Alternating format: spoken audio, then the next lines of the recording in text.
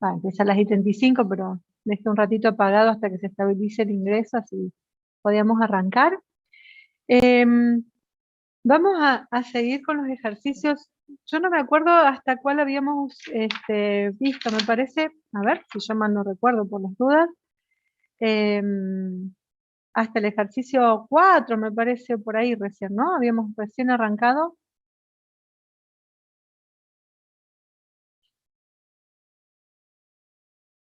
¿Sí? No sé si alguno recuerda, si no lo buscamos ahí en la filmación. Habíamos hablado un poco de la parte de cómo tenían que ejemplificar y tratar de escribir, ¿no? De tratar de redactar pequeñas frases que den respuesta a las primeras preguntas que ustedes tienen ahí. Esta unidad que vamos a ver, chicos, esperen que voy a poner a grabar, así les queda la clase. Esta unidad que nosotros vamos a ver ahora, prácticamente hoy la vamos a dejar lista, toda la unidad número 2, tiene que ver específicamente con la estructura, los distintos modelos atómicos y un poco la tabla periódica, ¿no? Entonces, la idea un poquito de ahí son muchos conceptos teóricos y siempre traten de explicar el por qué, ¿sí? Esto pasa tal cosa por tal otra. Siempre tratando de fundarnos en los conceptos que han visto en el teórico. Así que la idea es que también practiquen un poco y que vayan escribiendo, redactando pequeñas frases. Voy a apagar, así me pongo a buscar en el aula virtual, pequeñas frases o ideas principales, porque después el día del parcial por ahí uno sabe digamos, el concepto y cuesta transcribirlo en el papel. Puede ser que hayamos visto hasta el ejercicio 5, no sé si alguno tiene ahí presente. El 5 me parece que no lo vimos con ustedes.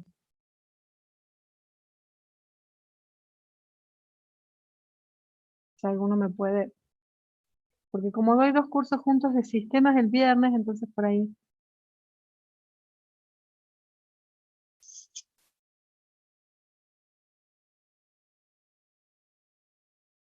¿No? ¿Nadie tiene presente? ¿De dónde vimos? Bueno. Vamos entonces a seguir con el ejercicio número 5.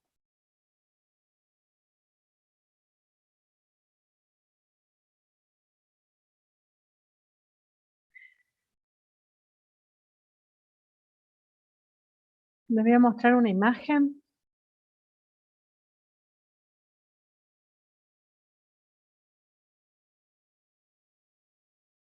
Así nos vemos sobre lo que vamos a trabajar. Bien. En la parte del ejercicio 5, chicos, ustedes,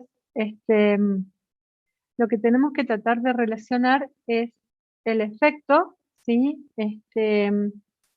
De cómo es que desde el modelo de, esperen que tengo gente ahí que quiere ingresar, del modelo atómico de Bohr, cómo es que los electrones pueden, o sea, entendiendo el modelo atómico de Bohr, cómo es que los electrones se pueden excitar, ¿está bien? Y pasar a un nivel de energía superior. Entonces, por un lado, la pregunta le dice, los átomos excitados tanto térmica como eléctricamente son capaces de emitir radiación, ¿sí? O una luz. ¿Cómo se explica este proceso? Y por otro lado, dice, distinga el espectro de emisión del de absorción, dice, y busque ejemplos donde se utilice este fenómeno. Entonces, estaba buscando esta imagen que me parece sumamente gráfica y está mejor de lo que podría dibujársela yo. Están viendo este dibujo, que es el modelo atómico de Bohr, en donde hay un... ¿Sí?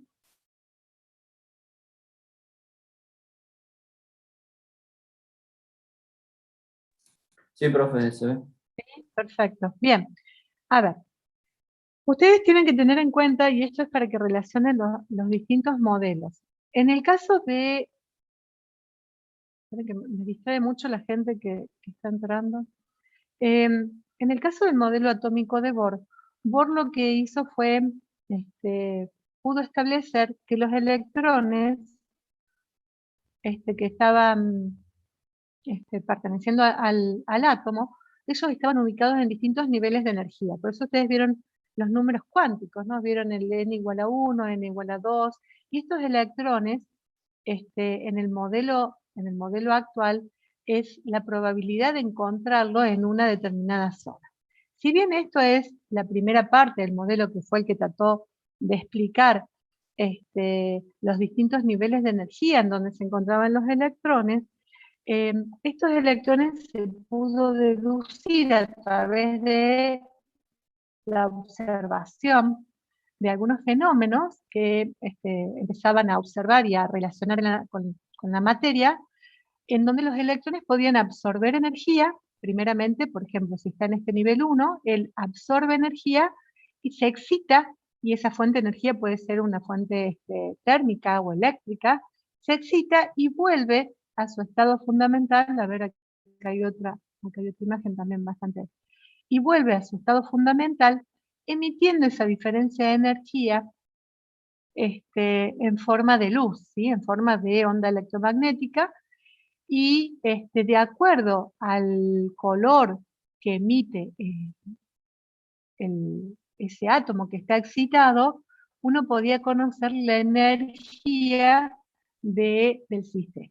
¿Estamos hasta ahí? Entonces, esto en realidad se explica en donde hay un fenómeno primero, que es el fenómeno que está un poquito más grande, el fenómeno de absorción. ¿Cuál sería el fenómeno de absorción? ¿O en qué momento se estaría dando el fenómeno de absorción? A ver.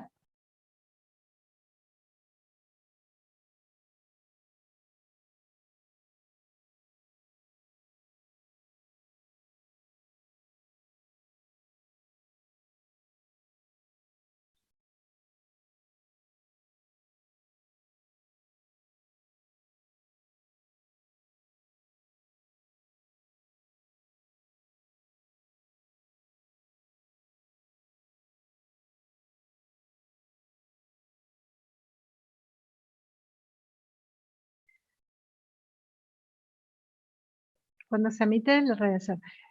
Ese sería el fenómeno de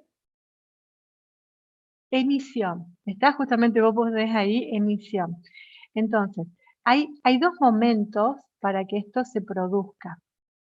Un momento es en donde la fuente externa, por ejemplo, una fuente de energía térmica o una diferencia potencial o una fuente eléctrica, podría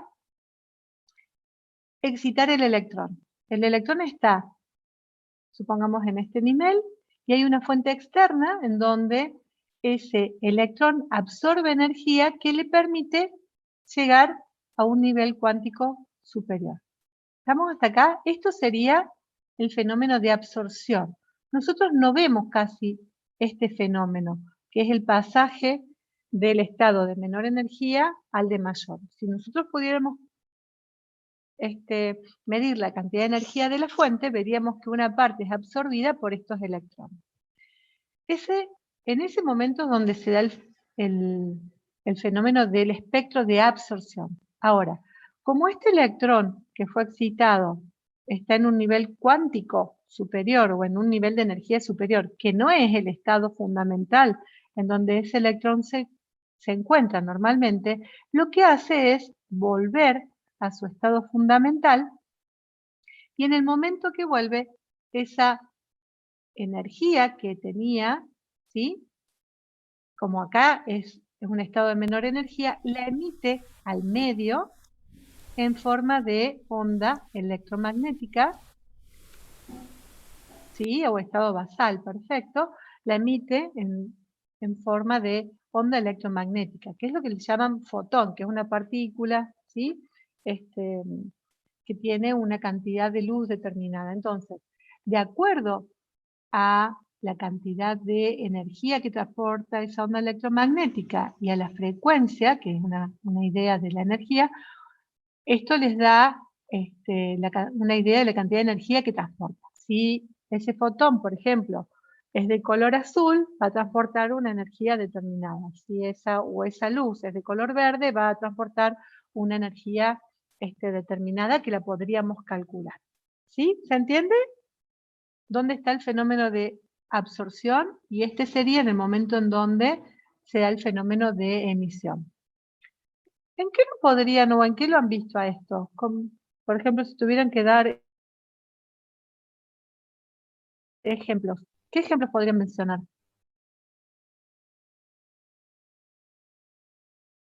Que les hayan dado en el teórico, por ejemplo.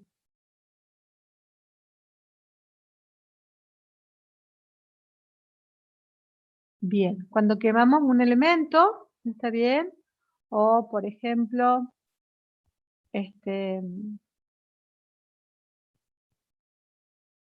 la combustión, sí, ustedes han visto, por ejemplo, la combustión del gas, metano, por ejemplo, ¿no? Que da una coloración. Miren, yo les voy a mostrar una foto.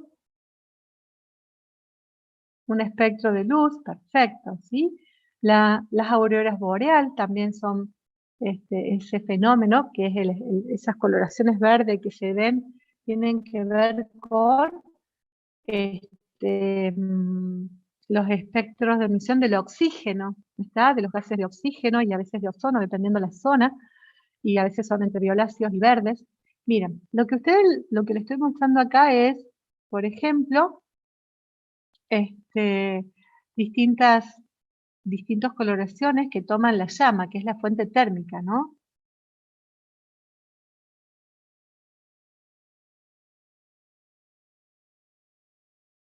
Bien, siempre y cuando que estén excitados, no está constantemente, sí, parte, digamos, dentro de lo que es el espectro visible, ¿está bien? Ahí hay un intercambio, digamos, de energía entre la que emite la fuente que es la luz solar y lo que puede absorber el material y lo que se refleja. Tiene que ver con eso, perfecto. Entonces, nosotros lo que tenemos, por ejemplo, es que si tenemos calcio y está en una fuente, digamos, de energía térmica, como es una llama, podríamos acercar un poquito de calcio sólido a la llama y el color de la llama cambiaría. Ustedes lo pueden hacer si se animan en su casa. Cuando encienden la llama del gas butano, propano que tienen en su casa, generalmente tiene una coloración, si combustiona bien, es una llamita de color azul. Si ustedes le acercan un poco de cloruro de sodio, la sal de mesa, van a ver que la llama se pone bien amarilla. Eso es porque lo que están observando ahí es el espectro de emisión del sodio. ¿Está? Entonces, los electrones del sodio, digamos, con la fuente calórica, lo que hace se transforma en un gas, ¿estamos? Y esos electrones del gas lo que hacen es excitarse y empezar a mostrar en cierta forma la cantidad de energía que tiene el Sol. Depende de las sustancias, esto nosotros lo hacemos en el laboratorio, depende, y la verdad que es muy lindo el práctico. Depende de la sustancia, se van viendo distintos colores de llama, ¿está? Porque depende de la energía de cada átomo. ¿Hasta ahí está?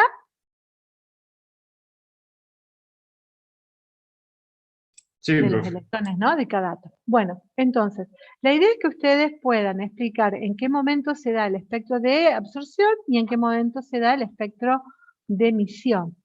¿Y cómo se explica eso? Un poquito haciendo referencia a ese dibujo que yo les hice, o que busqué ahí en internet, la primera vez para que ustedes puedan explicar qué es lo que ocurre. Vamos ahora al ejercicio número 6, que ya tiene que ver con plantarnos, ¿no?, en este modelo. Ya estamos pensando sí o sí, ¿no?, en ese modelo atómico, que es el que tiene distintos niveles de energía. Y lo que vamos a tratar de, yo voy a tratar acá de más o menos dibujar.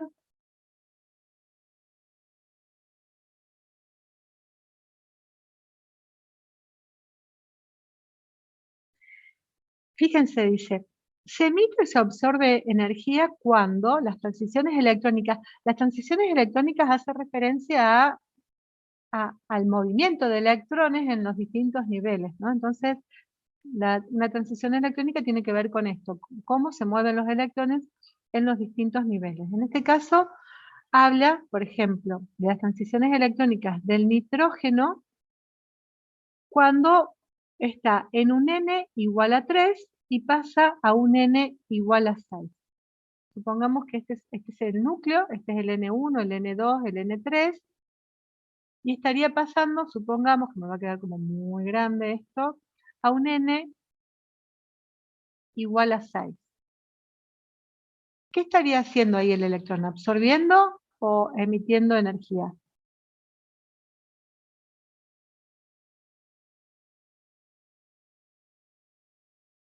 Si pasa del número del principal n igual a 3, exactamente, ¿sí? Al n igual a 6, necesita energía para llegar al estado, digamos, número, o al n igual a 6, que es de mayor energía. Después dice, cuando pasa de la órbita de radio 4,76 a una de 2,12. Y ahí ustedes van a ver que dice 4,76 y está este símbolo. Esto es un Armstrong, ¿sí? Es una unidad de longitud específica de los átomos. Entonces, cuando ustedes busquen un Armstrong, creo que es 10 a la menos 10, me parece, y si no, ahí lo buscamos bien, pero es una unidad de longitud, es la unidad que se utiliza para medir la longitud, en este caso del radio, y pasa de un radio de 4,76 a uno de 2,2. Entonces, ahí lo que está haciendo el electrón es emitir o absorber energía. Bien, ¿sí? Va a emitir.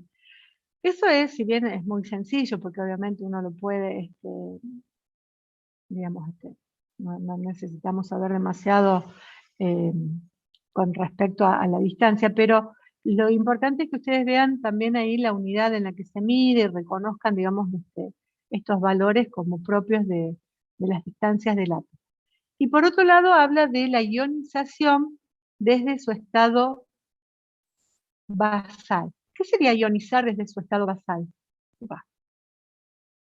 ¿A qué nos estaríamos refiriendo, por ejemplo?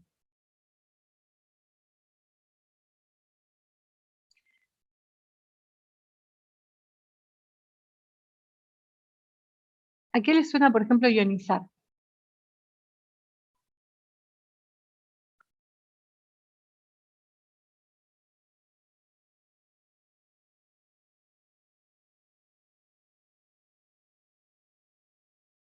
Convertir en un ion.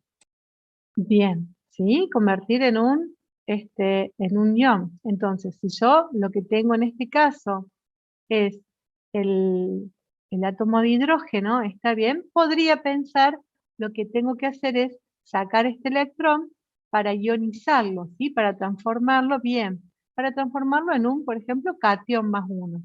Entonces, lo que tengo que hacer es entregarle energía, ¿para qué? Para sacar ese electrón y que ese electrón no solo supere, bueno, está debajo, no solo supere el nivel, sino directamente sacarlo del sistema, ¿no? Entonces, en este caso, el átomo lo que va a hacer es absorber energía para que yo pueda reducir esa fuerza de atracción que ejerce el núcleo, ¿sí? Porque el núcleo está atrayéndolo hacia sí, porque es positivo y el electrón es negativo. Entonces necesito romper esa fuerza de atracción que se genera entre el núcleo y el electrón para ionizarlo y sacarlo del sistema y transformarlo en un cation más 1. Entonces, el proceso en este caso, como lo hemos pensado, el proceso de ionización, desde su estado fundamental, lo que va a hacer es absorber energía ese átomo. ¿Está? Bueno, vamos entonces, el ejercicio 7 les pide que ustedes justifiquen en cierta forma, y la idea un poco es que también lo vayan haciendo solos en el sentido de sentarse a escribir. Dice, indique en cada una de las afirmaciones si es verdadera o falsa y justifique la respuesta. La primera dice, todas las formas de radiación electromagnética son visibles. ¿Eso sería verdadero o falso?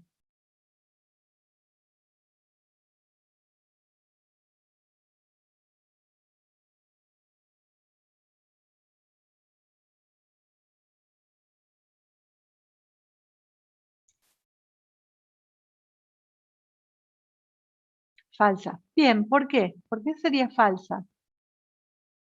¿Cuál sería el justificativo que podríamos dar para redactar acá?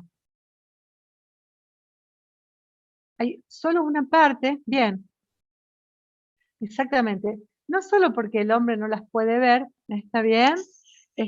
Solo una parte es visible. Entonces, eh, muy, digamos, un pedacito muy pequeño de ese espectro electromagnético es visible. Hay ondas, ¿sí?, que tienen muy baja frecuencia, ondas de radio, vibraciones, por ejemplo, como las abejas. Bueno, hay un conjunto de partículas que tienen ondas electromagnéticas relativamente grandes no en energía, ¿no? Estas son las que tienen menos energía. Y por otro lado tenemos un conjunto de parte del espectro electromagnético que tiene una alta energía, pero solo un pedacito es visible. Bien. Por otro lado dice, la frecuencia de la radiación aumenta al disminuir la longitud de onda. Claro, los infrarrojos, los ultravioletas y además todos los otros, ¿no?, que están por debajo y por encima del visible.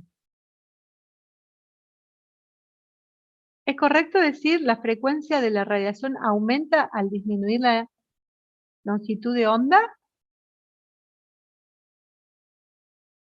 Para ello tengo que analizar la ecuación, esperen que voy a escribir en un color un poquito más presentable. Para eso ustedes tienen que analizar la ecuación de Planck, que han visto, que es igual a E H por, bueno, yo voy a poner R, una B corta, pero en realidad esto es nu. Bueno, lo voy a escribir esto. Y es una, y esta es la frecuencia. Entonces, ¿cómo se relaciona la frecuencia con la energía?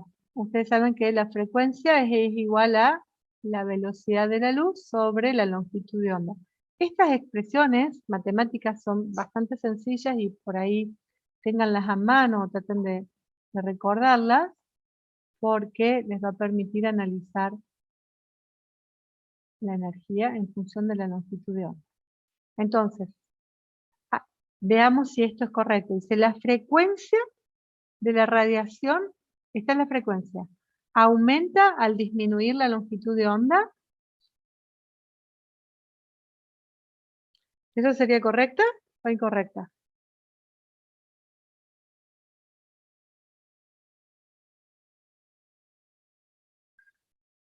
Bien, ¿está bien? Es correcto, ¿sí? Porque a medida que este valor se hace más pequeño, el de arriba se hace más grande, pues son inversamente proporcionales. Perfecto. Y después dice, la luz ultravioleta tiene longitudes de ondas más largas que la visible. Perfecto, gracias. Ahora, para responder esto necesitamos algún dato, tampoco nos podemos acordar de memoria todos los valores del espectro electromagnético. Entonces, necesitaríamos buscar primero, que es lo que voy a buscar yo ahora, información sobre los valores de la longitud de onda, ¿no? O por lo menos tener presente, porque a veces uno no sabe si están por debajo o por encima, si tienen el ultravioleta, a ver, uno lo puede relacionar enseguida con que sabemos que la radiación ultravioleta que proviene del sol, sabemos que es más fuerte que una radiación infrarroja, lo que aporta más energía a la ultravioleta, pero también podríamos buscar en caso de dudas, ¿no? Porque, y por supuesto tratar de, donde vayamos a buscar esa fuente, que el valor esté correcto, por los dudas, porque hay muchos dibujos en internet que a veces están puestos mal los valores. Entonces, buscamos la información. Por ejemplo, yo tengo más o menos que el color violeta, cualquier cosa lo pueden buscar en la parte de atrás de la guía de trabajos prácticos, hay una tablita que el color violeta está entre una longitud de onda de 380 a unos 450 nanómetros, Los nanómetros también son unidades de longitud. Y después la pregunta era si la luz ultravioleta tiene longitudes de onda más larga que la luz visible. Bien, estos serían los dos valores, digamos, extremos de el rango visible, 620 y 750. Entonces, la idea es pensar, ¿por dónde está el ultravioleta? Estaría ultra, es por debajo de los 380, sería, ¿verdad? Entonces, esperen que vuelva acá.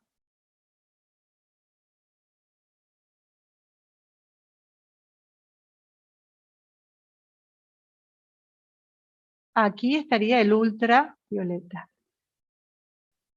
Por debajo y este infra por encima, ¿no? Por encima del rojo.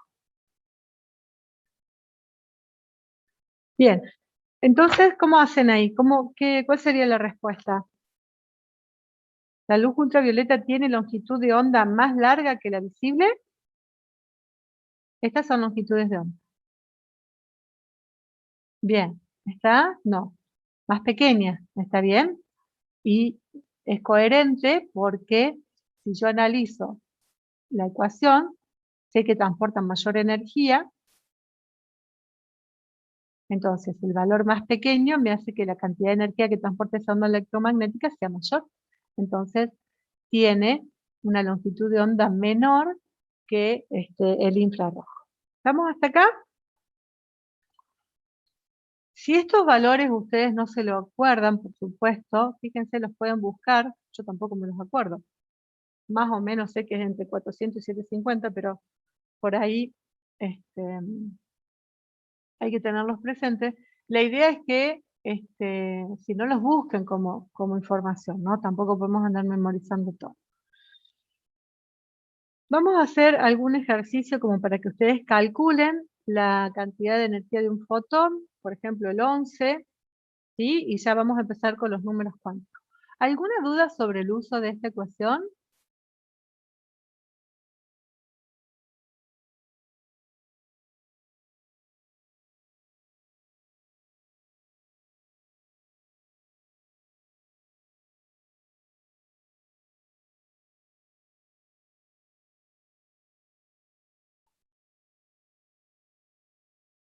Perfecto, bueno.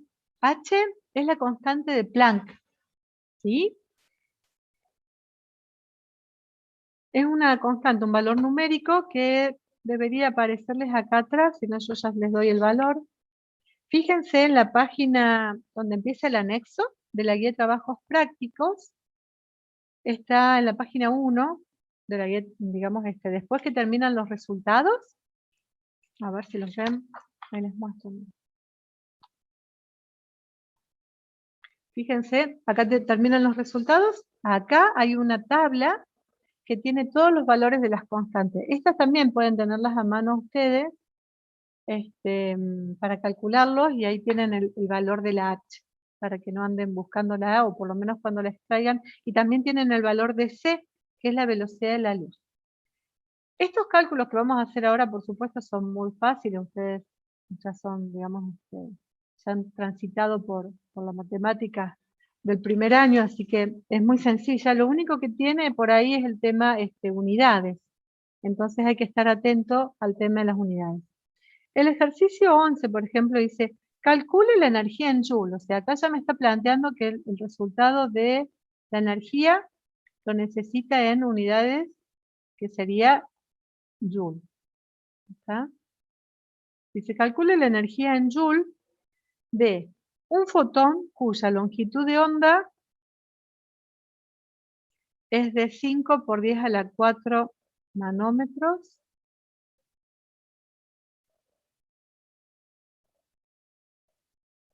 ¿Está? Entonces, yo ya tengo el valor de... Esperen, esto es... C, está mal. Entonces, yo tengo H, tengo C sobre lambda. ¿Está? Ahí, corríjanla por las dudas que la hayan copiado mal.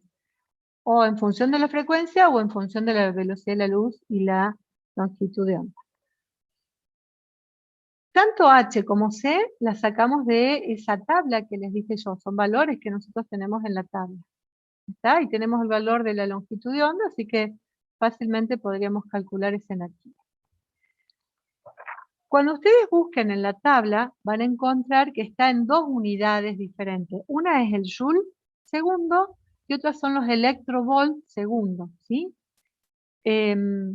A veces depende de las unidades con las que trabajamos, podemos usar cualquiera de los dos valores, pero en este caso vamos a utilizar la que está en joule segundo. Entonces, el valor de la constante de Planck que voy a utilizar en este caso es 6,626 por 10 a la menos 34. Más allá del número, a mí lo que me interesan son las unidades, que es joule segundo. Después tengo la velocidad de la luz. La velocidad de la luz se da en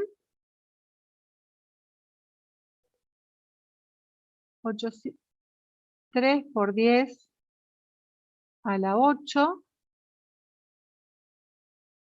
metros sobre segundo. Y después, ¿qué otra cosa tengo? Tengo que dividir por la longitud de onda, que en este caso está en nanómetros, así que voy a necesitar el factor de conversión de nanómetros a metros. Esto está bien.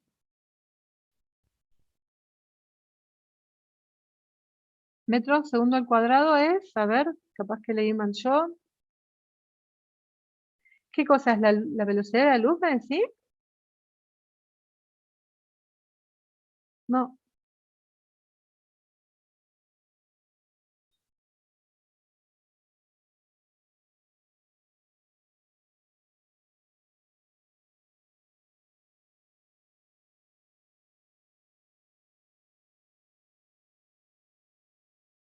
No, no.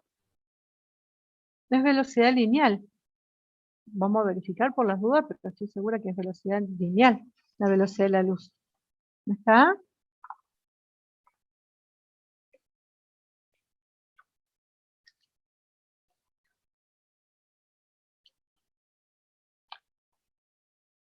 A ver, vamos a buscar por las dudas, vamos a corroborar el dato.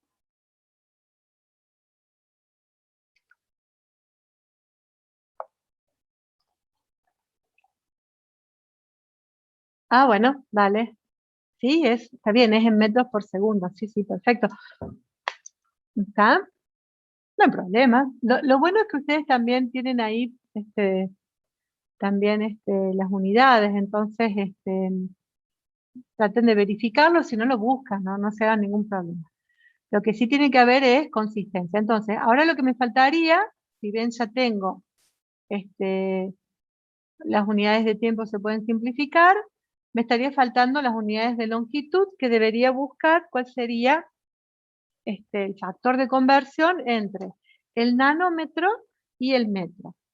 Entonces, un nanómetro, si quiero, por ahí lo podemos buscar, es 10 a la menos 9 metros, ¿sí? Entonces, lo tengo, o de última yo voy a usar el otro, en vez de decir 10 a la menos 9, voy a usar 10 a la 9 nanómetros, es igual a 1 metro.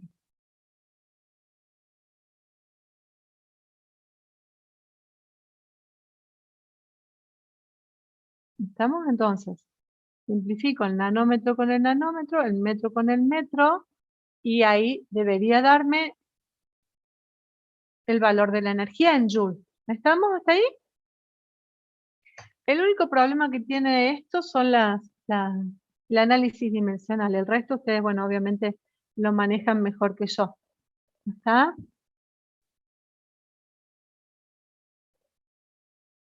Cualquier cosa, fíjense de dónde yo saqué el dato del nanómetro.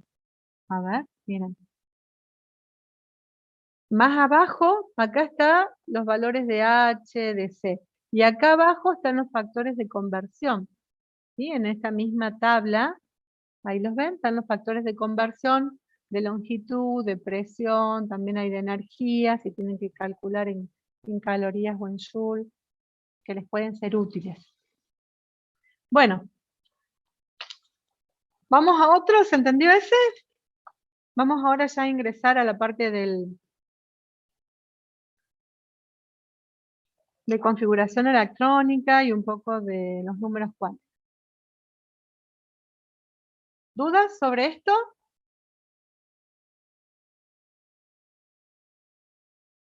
Yo les dejo, después ahí tienen el 9, el 10, bueno, ahí el 10, este mismo 11 tiene un apartado B que lo pueden calcular para que los vayan haciendo ustedes solos y cualquier duda lo vemos la semana que viene para que se manejen con eso. Ahora vamos a empezar con otro tema que tiene que ver ya con el análisis de los modelos, el modelo atómico, está bien, pero el cuántico, ¿sí? O el probabilístico, cualquiera de los dos nombres, o el Schrödinger. La idea es que yo les voy a buscar una imagen que me encanta porque está muy, muy clara.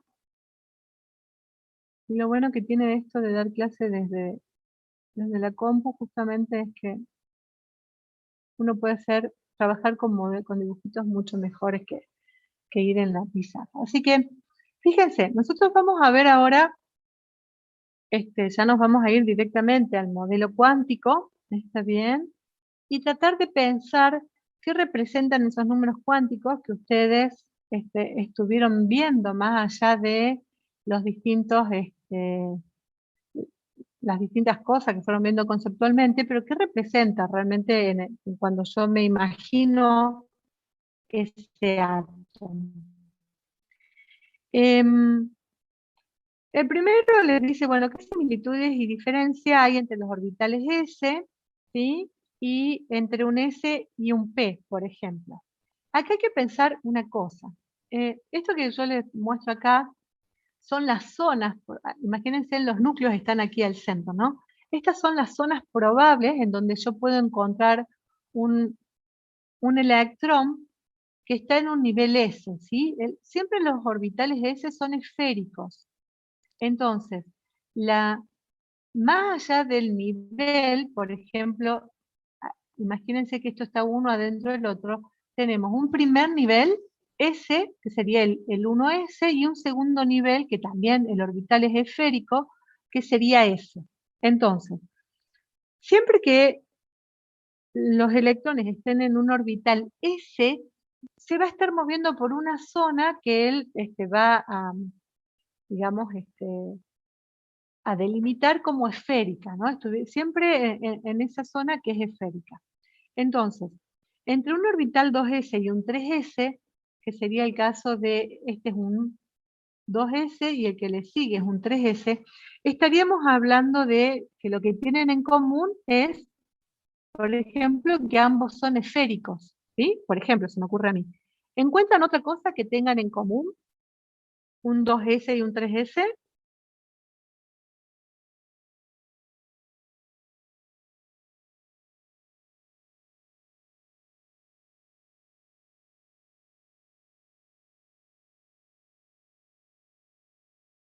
¿Cuántos electrones pueden alojar cada uno de estos orbitales S? ¿Cuánto era el máximo de electrones que alojaban? Bien, 2. Entonces, la cantidad de electrones que pueden alojar, son 2. ¿Sí? Y después, por ejemplo, les pregunta para el átomo de aluminio, bueno, ¿qué tiene más alta energía? ¿Un orbital 2s, el 3s o el 2p? A ver, para que ustedes se den cuenta, los orbitales p son lobulares, ¿sí? Son como la probabilidad, acá tengo el núcleo, la probabilidad de encontrar un electrón que está en un nivel 2p es, digamos, o en esta zona o en esta. Pero este orbital 2p tiene 3 direcciones distintas. Por eso empieza a aparecer que son los 3 subniveles, ¿no? Que ustedes ven después, el L igual a 1, a 0 y a -1. Entonces, esos lobulares se ubican entre sí en forma perpendicular y la máxima cantidad de electrones que pueden alojar un orbital P son 6, justamente porque hay 2 por cada orbital. Entonces, lo que ustedes tienen que pensar ahí es que, ¿qué tendrían de igual entre un 3s y un 2s? Pregunta cuál sería el que tiene mayor energía. Siempre que el número cuántico principal sea más grande, el nivel de energía es superior. ¿Está? Entonces, entre un 2s y un 3s, el que va a tener mayor energía es el 3s. Y después pregunta entre el 2p. Bien, los p tienen mayor energía que los s, pero para el mismo nivel. Si ustedes tienen acá el 2p, ya estamos, y el 2s, si están comparando esos dos, el que va a tener mayor energía son los 2p. Pero si estamos comparando un 2p con un 3s, va a seguir siendo el que tiene mayor energía, el 3s, por estar en un número cuántico principal mayor. ¿Estamos hasta ahí? Eso ustedes lo han visto todo en el teórico, ¿no? Todos estos conceptos.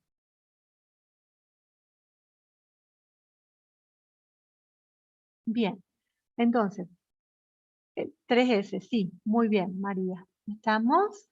¿Por qué? Si tuviera que justificar el por qué, es porque está en un número cuántico principal, ¿no? Mayor. Y justamente el n, que es lo que les da a ustedes el número cuántico, indica que está en un mayor nivel de energía. Vamos ahora un poquito al ejercicio 12, que es algo bastante sencillo, que dice caracterizar los electrones del átomo de litio o el de berilio. Yo voy a hacer el del berilio directamente para que ustedes saquen de contenido el de litio. ¿Qué será caracterizar? A ver, ¿cómo se lo imaginan ustedes que puede ser caracterizarlos?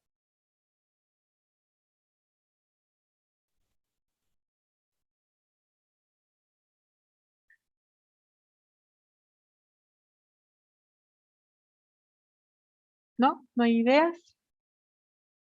Esto tiene que ver con asignar los números cuánticos de cada uno de esos electrones. Acuérdense que cada electrón, cada uno de los electrones tiene una energía determinada justamente por los números cuánticos. No existe ningún electrón que tenga la misma energía. ¿Está bien? Entonces, la energía se las va a dar la asignación, digamos, del valor que tome cada uno de esos números cuánticos. ¿Qué valores podía tomar, por ejemplo, en forma genérica, no? N, ¿qué otra cosa venía? L, M y S. ¿Qué valores podía tomar? A ver, ¿qué se acuerdan? ¿Qué hayan visto?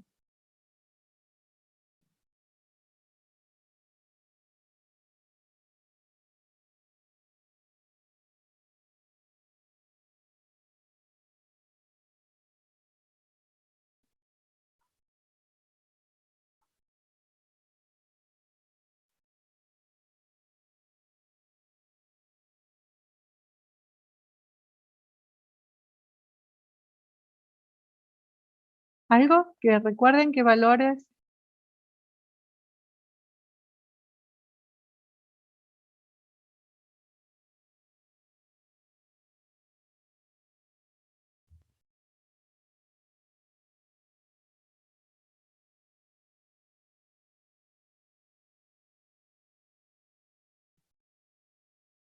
Bueno, ¿está bien? Eso, perfecto. Ahí le pone. ¿Cuál era la pregunta? La pregunta era, nuevamente, ¿qué valores pueden tomar N, L, M y S, que son el conjunto de números cuánticos? ¿Está? Bien, ya se traba. Sí, el mío también, no se preocupen. Pero bueno, la idea es esto, que en conjunto pues, busquemos alguna respuesta. El valor de n es el número cuántico principal, ¿sí? Tiene que ver con los niveles de energía. Cada uno de esos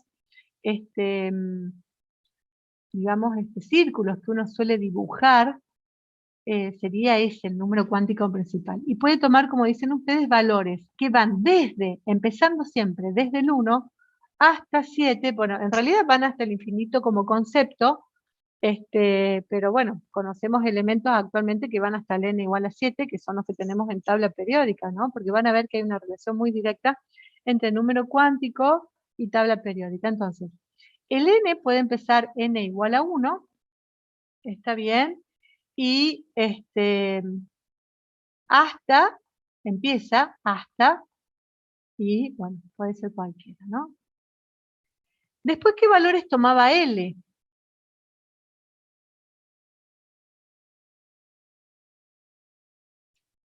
L toma valores desde 0, empezando siempre por 0, hasta, como máximo, depende del orbital, hasta n menos 1. ¿Sí? Los valores que toma m, perfecto, gracias. Los valores que toma m van desde menos L, siempre, pasando por 0, o sea, va desde menos L, pasando por 0, hasta más L. O si empezaron más L, pasando por 0 hasta menos L, es lo mismo, porque lo que nos interesa son las cantidades de subniveles, no el valor que toman. Y después los valores de spin son 2, que están asignados en forma arbitraria, pero representan, bien, perfecto, ¿sí? Representan el sentido de giro que tiene el electrón sobre su propio eje, ¿no? Digamos, el sentido del campo magnético que genera esa partícula, que es una partícula con carga, que está en movimiento, genera un momento magnético. Entonces, eso es lo que representa el S. Entonces, veamos qué significa caracterizar. Es justamente a cada átomo poder, de acuerdo al número de electrones que tiene, identificar la energía de cada uno de esos electrones. El berilio tiene 7 protones como concepto, y como está como átomo neutro, en realidad estaríamos pensando que tiene un total de 4 electrones. Cada uno de estos electrones va a tener 4 números cuánticos que lo van a caracterizar, ¿sí? Que me van a dar un valor de la energía determinada. Esto en realidad, bueno, no sé si ustedes saben, pero estos números se utilizan después en una ecuación que se llama ecuación de Schrödinger para calcular realmente la energía, ¿no? Son valores que después se utilizan para calcular la energía. Entonces, la ecuación de Schrödinger es una ecuación muy larga, bastante compleja, que yo nunca calculé, así que imagínense que es algo un poco más abstracto, pero sí que están relacionadas perfectamente con esa ecuación. Vamos a empezar a ver qué valores tomarían cada uno de estos números de acuerdo al electrón. Esto es como progresivo, ¿no? Siempre empiezo por 1. Entonces, cuando n vale 1, para el primer electrón que voy a caracterizar, ¿no? Cuando n vale 1, que sería, ¿qué valor toma 0? L, perdón. Fíjense, L empieza como, empieza desde 0 hasta n menos 1. Para un n igual a 1, ¿cuánto valdría L? Empieza por 0, o sea que sí o sí tiene que tomar el valor de 0 hasta, como máximo, en este caso sigue siendo 0. O sea, que el único valor que va a tomar L para cuando n sea igual a 1 va a ser 0. Bien, entonces, ¿qué valor va a tomar m? No hay ningún valor de L distinto de 0, entonces el único valor que puede tomar m es 0. Y ahora sí, ¿qué voy a hacer? Voy a elegir uno de los dos valores del spin, ya sea el positivo o el negativo, cualquiera de estos dos valores, y va a ser el que le voy a asignar. Si empiezo con un medio, siempre tengo que empezar con un medio. ¿Estamos hasta acá? Si empiezo con menos un medio, siempre tengo que empezar con menos un medio. Esos serían los números cuánticos que caracterizan la energía del primer electrón del berilio. Vamos al segundo. ¿Qué valores puede tomar n? Como ya digamos, en el orbital L, la máxima cantidad de electrones que puede haber son 2, quiere decir que va a volver a tomar n igual a 1, n igual a 0, m igual a 0, y acá va a ser menos un menos. ¿Qué significaría bien? ¿Qué significaría esto? Si yo lo tuviera que dibujar.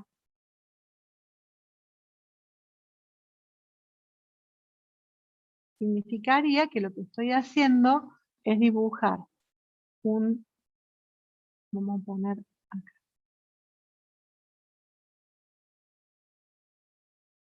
Empezar a dibujar, este sería el núcleo. Estoy dibujando el primer electrón que entraría al sistema con esta energía y después estaría acá dibujando el segundo electrón, ¿sí? Como la máxima cantidad de electrones que tiene un orbital esférico, que sería el L igual a 1, que es el que ustedes van a llamar S después, son 2, ahí estarían los dos primeros electrones. ¿Qué pasa con el resto? L ya no puede, perdón, N ya está completo, ¿sí? Está completo ese nivel de energía. ¿A dónde me voy a ir ahora? A un N igual a 2. Perfecto, entonces, esperen que... Oh, no me sale. Bien, me voy a un N igual a 2. Entonces empiezo de vuelta, ¿no? ¿Qué valores puede tomar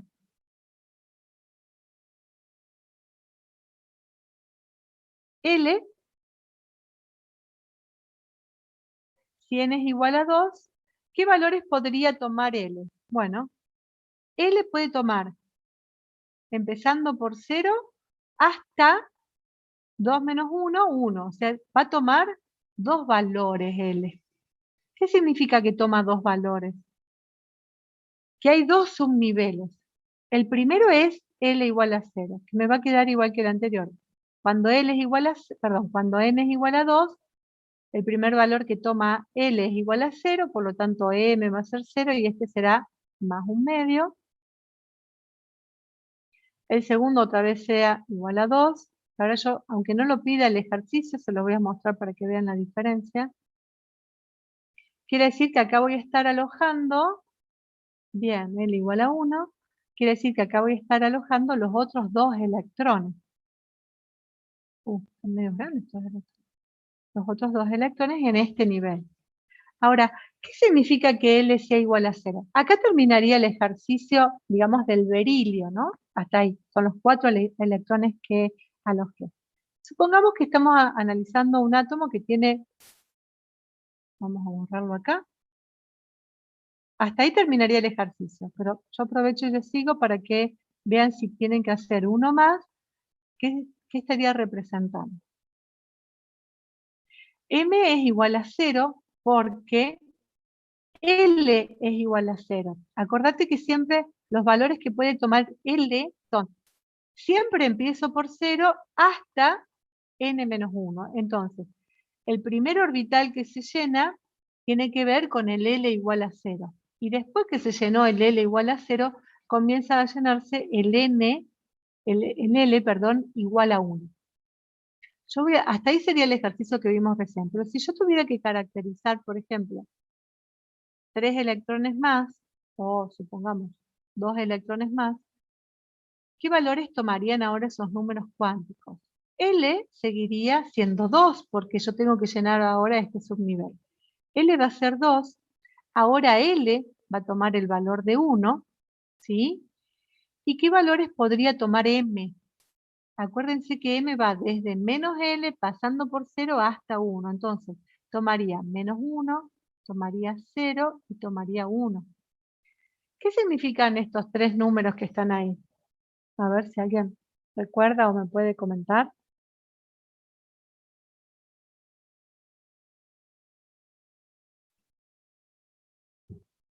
Bien.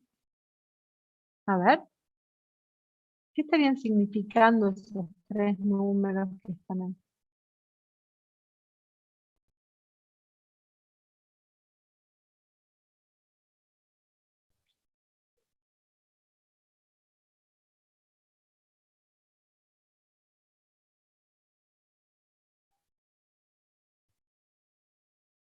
¿No hay ofertas?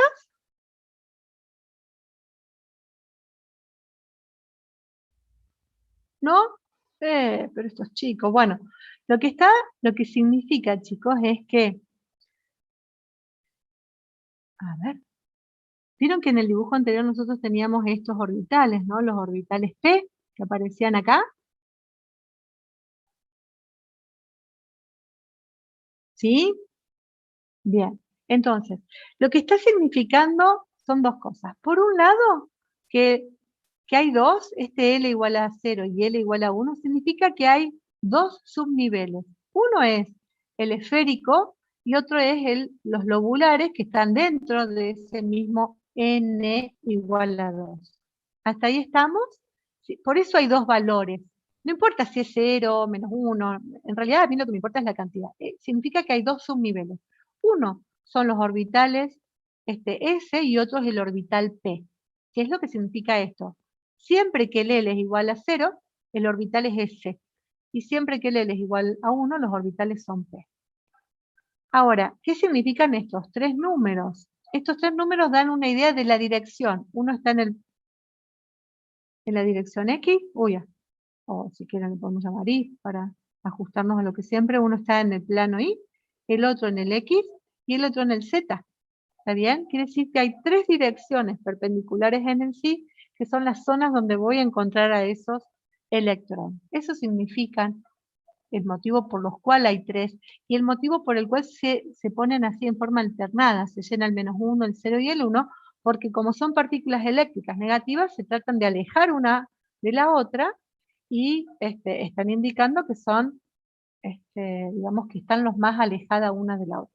¿Se entiende cuál es la relación de los números cuánticos con el dibujito, de los orbitales, y el orbital S, y el P, y la configuración electrónica? Sí, profe. ¿Sí? Entonces, ¿por qué vamos a hacer esto que yo lo voy a hacer ahora para que ustedes lo vean? ¿Qué valores va a tomar el electrón 5 de cualquier átomo respecto a los números cuánticos? Va a tomar 2, L va a ser igual a 1, porque estábamos hablando de que estamos llenando los orbitales P, ¿no? Estamos llenando los orbitales acá en estos lóbulos, y el M va a ser, la primera vez va a ser 1, menos 1, perdón, o puede ser 1, cualquiera de los dos, y el spin va a ser, pusimos positivo, empezar a positivo. Ahora se los voy a dibujar para que vean ahí dónde va. El otro electrón va a tener toda esta parte igual, excepto que acá va a empezar el 0. ¿Por qué? Porque se va a alojar en perpendicular al primero que se alojó. Y después el otro va a ser más 1. ¿Sí? Porque se va a alojar perpendicular a esa otra dirección. Esto tiene que ver, no sé si alguno recuerda esas casillas cuánticas que llenaban antes en la escuela media. Nosotros no usamos casillas cuánticas, pero tiene que ver con esta idea que ustedes tenían de llenar, poner un electrón acá y un electrón así. No sé si esto lo han visto alguna vez. Yo lo pongo solo para que lo asocien a algo que han visto antes, que eran las flechitas que ponen para... Esto en realidad significa que primero entran todos los electrones con un sentido de giro, para que el campo magnético, ¿está bien? Está todo alineado en la misma dirección. ¿Y qué significa que haya tres direcciones? Esta, -1, 0 y 1. Que ellos están ubicados en un plano perpendicular, porque es la zona donde hay menor repulsión entre los electrones. Entonces, cuando ustedes dibujen o tengan que pensar en qué es lo que están llenando, ustedes lo que están llenando es en la zona, en la zona del lóbulo, están primero llenando uno que entra en el plano X, en el plano Y o en el plano Z, ¿está bien? ¿Y por qué los colocamos ahí? Porque están primero lo más alejado uno posible del otro. Esto es lo que representaría, por ejemplo, que el n sea -1, que sea 0 y que sea 1, que están en distintas direcciones y que son 3. ¿Estamos hasta ahí? Físicamente tienen que estar alejados lo más posible uno del otro porque son todas partículas con la misma carga eléctrica, entonces obviamente van a tratar de estar lo más alejado uno del otro. Bien. A ustedes, por suerte, no les vamos a dar que caractericen el electrón número 20, ¿está bien? Trataremos de entre el 1, el 5, el 6, el 7, más de eso no, pero sí hay que saber por qué y cómo es que se llena, por las dudas, para que ustedes vayan trabajándolo. Bien, yo voy a dejar esto que son el número S. El S, los S se ponen primero todos iguales, justamente porque entran todos primero con el mismo campo magnético. ¿Está bien? También entran todos con la misma orientación. Y después, cuando vos tenés que llenar, por ejemplo, si tuvieras el N igual a 8, que sería el próximo, ahí empezarías de vuelta a repetir los valores de L y cambiarías el valor del spin. ¿Te ubicás?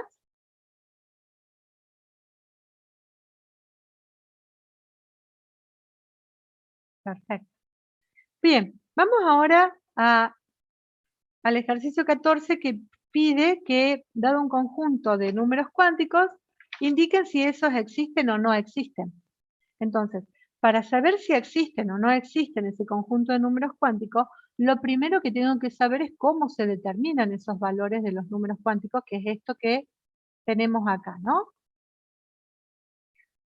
A ver, ¿podría existir un número cuántico n igual a 3? Existe la posibilidad que, bueno, obviamente está en incompleto, no es el conjunto de los 4 números cuánticos, pero existe, a ver, no, están los 4, a ver, vamos a ver. N igual a 3, L igual a 2, M igual a 3. NS sería lo mismo que S, ¿está bien?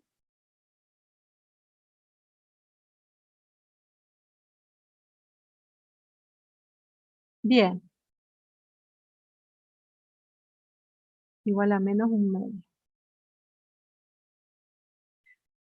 ¿Podría existir un... No existiría por el M, profe.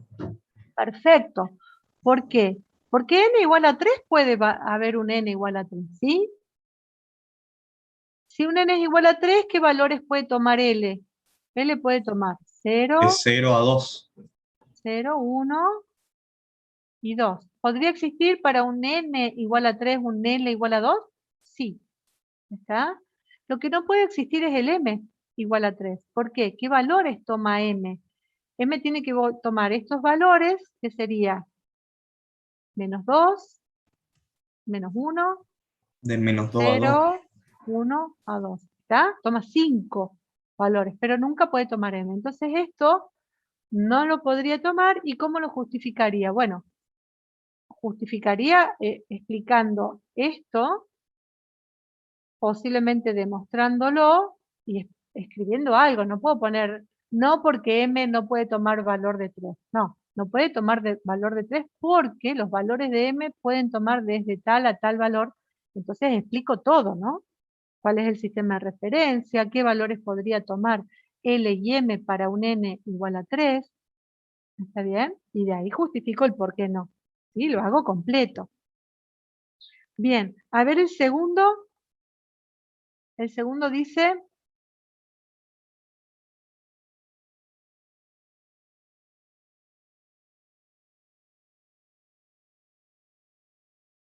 Si n puede tomar el valor de 4, L2, M,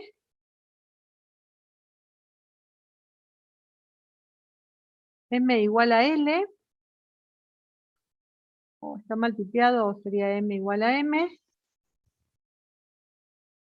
Y acá hay una cuestión, bueno, de discusión interpretativa, ¿no? Pero bueno. ¿N puede valer 4? Sí.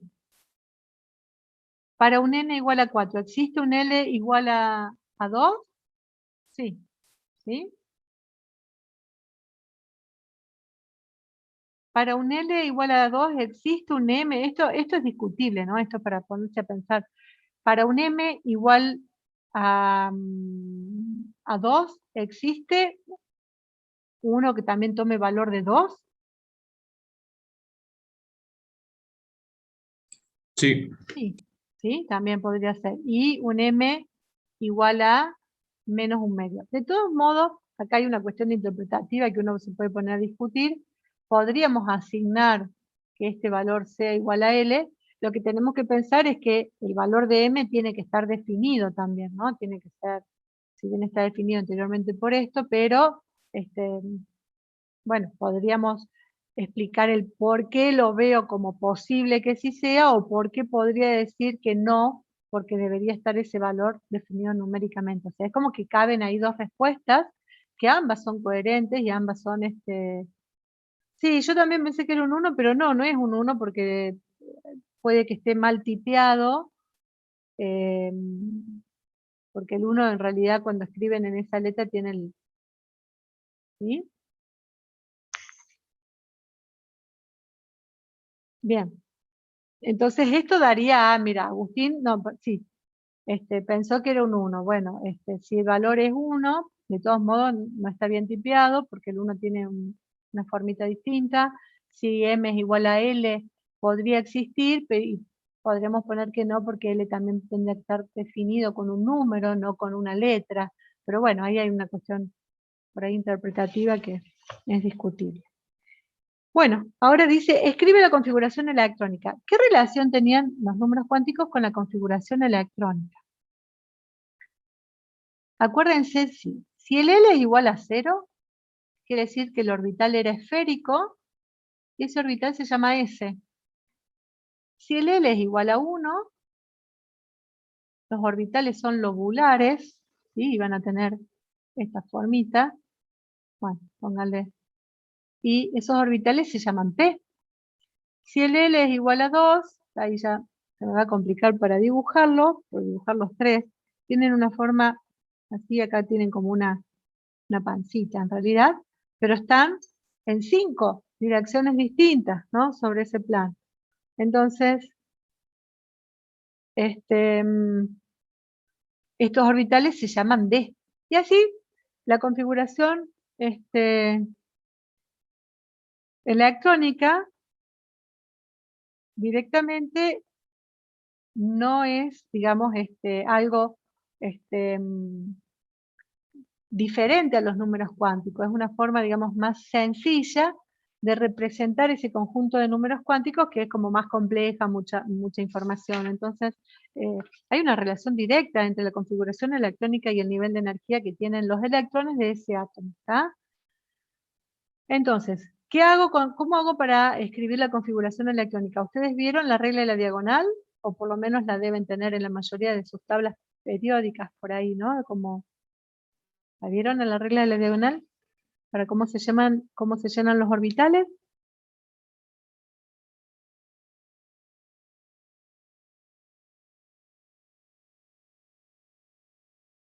¿Sí? Bien.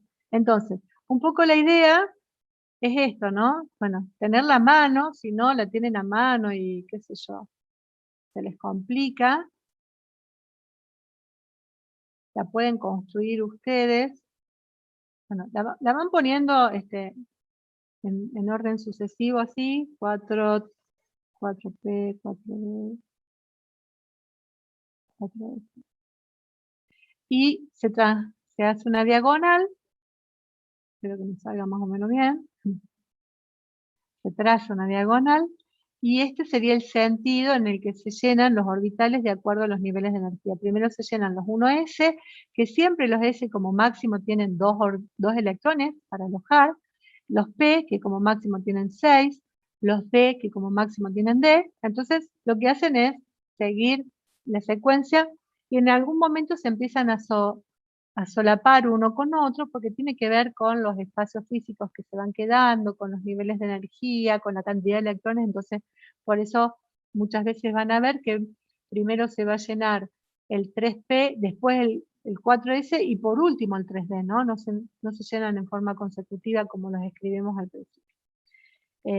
Entonces, lo que van a hacer es, con la regla de la diagonal, que ustedes la tienen o la pueden armar, armar la configuración electrónica de distintos elementos. Supongamos el potasio. El potasio, ¿qué número atómico tiene? ¿Cómo hago? ¿De dónde saco esta configuración electrónica? ¿Cuál sería el número atómico del potasio? Por supuesto que yo no me lo acuerdo de memoria. Bien, está. Busqué en la tabla. Van a tener la tabla en el día del parcial. Z igual a 19. Como es un átomo neutro, porque acá hay que empezar a pensar, ¿no? Si es un átomo neutro, un catión, un anión. Como es un átomo neutro, tiene 19 electrones. Entonces, ¿qué vamos a hacer? En vez de escribir todo lo que hicimos recién, todos los cuánticos, el L, M, N y S, directamente escribimos la configuración electrónica. 1s2 me está indicando que el N es igual a 2, que el L es igual a 0, el M es igual a 0 y que hay dos posibles electrones que se ubican ahí que son con los espines más 1 y menos 1 medio, ¿no? Más 1 medio menos 1 medio. Eso significa 1s2, N igual a 1, L igual a 0. Ahora, ¿quién se llena? El 2, pasamos al otro nivel, el 2s y el 2p. ¿Sí? ¿Por qué? Estos eran los dos números cuánticos, que era el L igual a 0 y el L igual a 1. Esos son los dos subniveles que están viendo ahí. Entonces después se llena el 2s2, 2p, 6. ¿Hasta cuánto tengo que llegar? Hasta 19. Entonces cuento acá cuántos electrones voy sumando. Tengo 2 acá y 6 acá. Son un total de 10 electrones. Me falta todavía completar a 9. Ya llené el n igual a 2. Ahora empiezo con el n igual a 3. Entonces tengo 3s, 2. ¿Quién sigue? 3p, 6. ¿Sí? Y acá tengo 18. 18. Me estaría faltando 1. No puedo poner el 3 de 1. ¿Por qué? Porque acá hay una regla que hace que yo tenga que tener en cuenta que no se llena el 3 exacto, se llena el 4s, entonces ahora será el 4s1. ¿Está? Cuando llene los dos electrones del 4s, recién empieza a llenarse el 2. Entonces, la configuración electrónica del potasio sería la que acabo de escribir. ¿Está? En donde verifico toda la cantidad de electrones. ¿Estamos hasta ahí? Y si yo tuviera que alojar o ubicar este electrón en la tabla periódica, o cómo podría ser,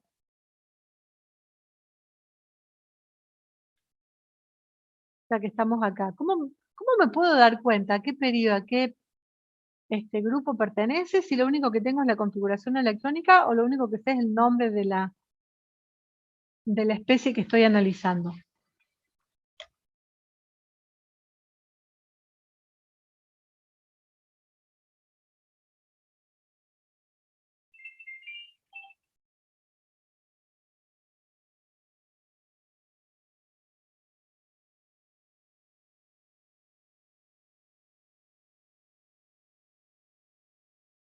Elementos son metales, no metales, gases inertes, ¿sí?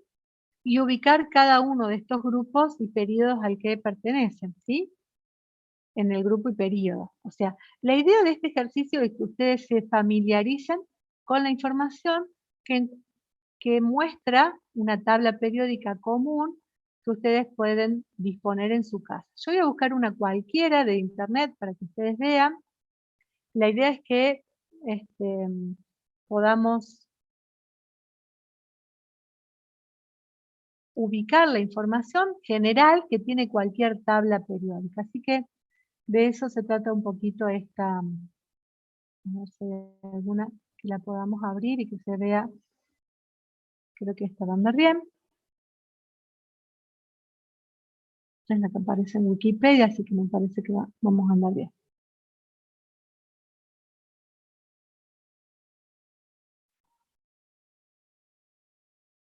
Bien. Fíjense, cualquier tabla periódica que ustedes analicen, por lo general está separada en colores. Esta tiene más colores todavía porque tiene mucho nivel de detalle, ¿no? Pero todas, después voy a volver a otra más sencilla para que nos ubiquemos mejor. Todas tienen un sistema de referencia, ¿está bien? En donde indica qué es cada uno de los valores o información que aparece en cada uno de estos cuadrantes. O sea que lo primero que tenemos que mirar es la referencia que tiene indicada la tabla. Después de eso, en general, nosotros no vamos a necesitar trabajar con esa tan compleja o con tanto nivel de detalle. Le voy a buscar una más sencilla para que vean. Se ve que son todas muy detalladas. Denme un segundito que busque una un poquito más. Como aparece. A ver acá.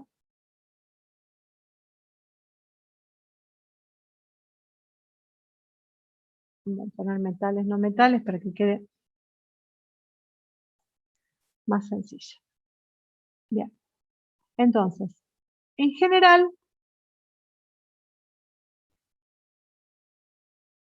van a encontrar que la mayoría de las tablas tienen el rodaje.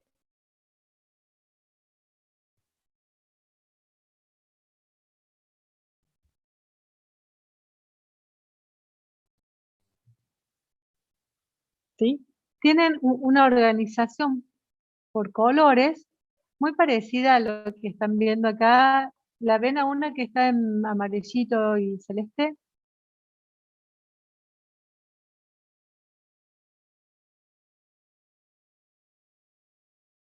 ¿Están viendo ahí la tablita que les mostré? Sí, profe. ¿Sí? Bien. Entonces, la idea es que, gracias, la idea es que de estas tablas que nosotros estamos, la mayoría tiene por colores una zona que está ubicada a la izquierda, que son los metales, y por otro lado, bien a la derecha, están los no metales. La última columna, que es específica de gases nobles, que no reaccionan, y después hay una diagonal, que son conocidos como metaloides, que ellos tienen esta característica de que depende con quién se junten, se pueden comportar como no metales o como metales. ¿Está bien? Tienen como propiedades intermedias. Entonces, un poco la idea es que ustedes identifiquen a qué periodo, a qué grupo pertenecen y cuáles de los siguientes son metales, no metales y gases nobles o gases inertes, pensando en esta primera clasificación. Porque la otra tiene, la que le mostré primero, tiene el metal, metaloide, el alcalino, metal, entonces tiene como demasiada información. Van a ver que la que ustedes compran generalmente tiene así una gama bastante sencilla de colores, no es tan detallada como la primera que les mostré, y después las ubiquen. Tienen el fósforo, el argón, el bromo, magnesio, el litio, cloro y nitrógeno, lo tienen para ubicar a qué grupo y a qué periodo pertenece. Es a los fines de eso, ¿no? Tratar de que ustedes se ubiquen con la información de la tabla periódica y explicar por qué pertenecen a tal o cual periodo e indicar cuáles tienen propiedades diferentes. Todos los metales van a tener propiedades similares, todos los no metales van a tener propiedades similares y todos los no metales, los gases nobles van a tener propiedades similares. ¿Sí? Es una primera aproximación a la información que aparece en tabla periódica. ¿Estamos hasta ahí? Estamos, profe.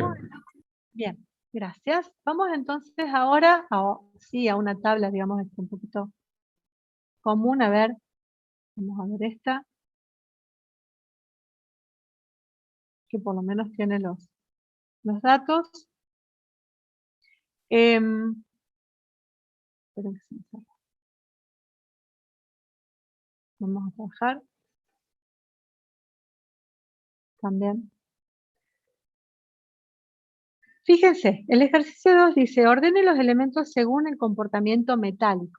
Ustedes vieron en el teórico que los elementos metálicos, ¿sí?, están ubicados en esta zona. ¿Y por qué los caracterizan a los elementos metálicos? ¿Por qué podrían decir que son metálicos? ¿Qué características tienen en general? Conducen electricidad. y conducen electricidad porque justamente los electrones que tienen, los electrones de la capa de valencia que tienen la mayoría de los elementos metálicos, no están fuertemente atraídos por sus núcleos, ¿sí? El núcleo es como que no tiene una atracción, digamos, por los electrones de su capa de valencia. Entonces tiende a cederlos, tiende a que esos electrones se muevan libremente por el sistema y permitiendo así la capacidad de conducir corriente eléctrica. También tienen brillo metálico, que se la da a esa nube de electrones que se mueve. Y bueno, hay que pensar en esto, ¿no? Nosotros tenemos nitrógeno, por ejemplo, boro, sodio y magnesio. Fíjense que dos están ubicados en un periodo, que sería el periodo 2, y los otros dos están ubicados en el periodo 3. Acá es fácil darse cuenta cuáles son los que tienen comportamiento metálico, porque dos son no metales y dos son metales. ¿Hasta ahí va?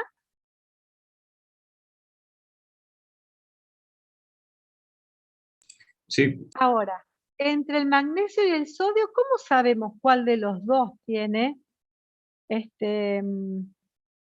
un mayor comportamiento metálico? ¿Cómo podríamos pensar entre el sodio y el magnesio cuál de los dos tiene mayor comportamiento metálico? Porque la primera clasificación fue fácil, nitrógeno y boro son no metales, magnesio y sodio son metales. Ahora, entre estos dos, ¿cuál de los dos tiene mayor comportamiento metálico? Si yo lo quisiera definir como mayor comportamiento metálico. ¿Sería la electronegatividad, profe? No, no sería la electronegatividad. El sodio me dice 1 y la pregunta sería, ¿por qué el sodio? El sodio tiene un Z igual a 10 o 11 por ahí, ¿no? 11. Sí. Y el magnesio tiene un Z igual a 12. ¿Estamos? Y ambos, bien, y si yo tuviera que dibujarlo a este átomo, yo voy a tener a estos dos átomos, voy a tener en uno el núcleo. ¿Y en qué nivel de energía está esto? N igual a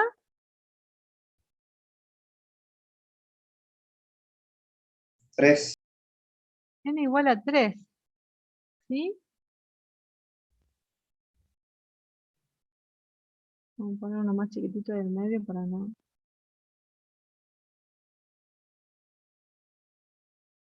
Entonces,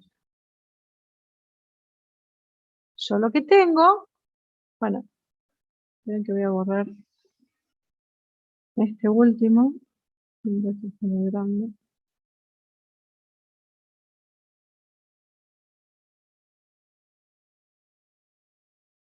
Bueno, la idea es que sean parecidas, ¿no? Entonces, ¿qué es lo que está pasando acá? Por un lado, tengo el sodio y el magnesio. Ambos están en el mismo nivel de energía y el magnesio tiene un protón más en su núcleo. Tiene un núcleo más grande, ¿lo ven? Tiene un Z igual a 12. Entonces, cuando están en el mismo nivel de energía, porque todos los electrones están en un N igual a 3 para ambos átomos, el elemento que tiene mayor núcleo, lo que va a hacer es atraer con mayor fuerza los electrones, ¿sí? Por lo tanto, le va a costar más al magnesio ceder el electrón para conducir corriente eléctrica que, porque los estoy comparando, que al sodio. ¿Estamos hasta acá? Así como pero profe, al contrae tener un el electrón radio. más, ¿Cómo? al tener un electrón más, ¿no tiene también una pantalla más grande, digamos, de los electrones de En antes? realidad, el efecto pantalla es el mismo en los dos, ¿sí? También lo desprecio el efecto pantalla porque está dado por los dos niveles completos, el N1 y el N2, y acá el N1 y el N2. El efecto pantalla acá no influiría tanto. ¿Estamos? Ah, de verdad es el mismo en ese nivel, claro, En es este verdad. caso es el mismo efecto pantalla. Entonces, acá, digamos, la pequeña, porque es muy pequeña la diferencia, pero si yo la tuviera que analizar, acuérdense que la fuerza de atracción no solo depende de la carga, sino también depende de la distancia. Entonces, en este caso, el radio de este átomo está más contraído, justamente porque el núcleo es más grande, y la fuerza de atracción que ejerce el núcleo para esos electrones que están a la misma distancia, ¿sí? También es mayor.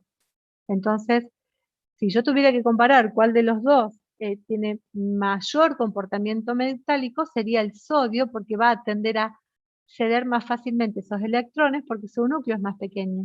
Tiene menor interacción con los electrones que están a la misma distancia en ambos elementos.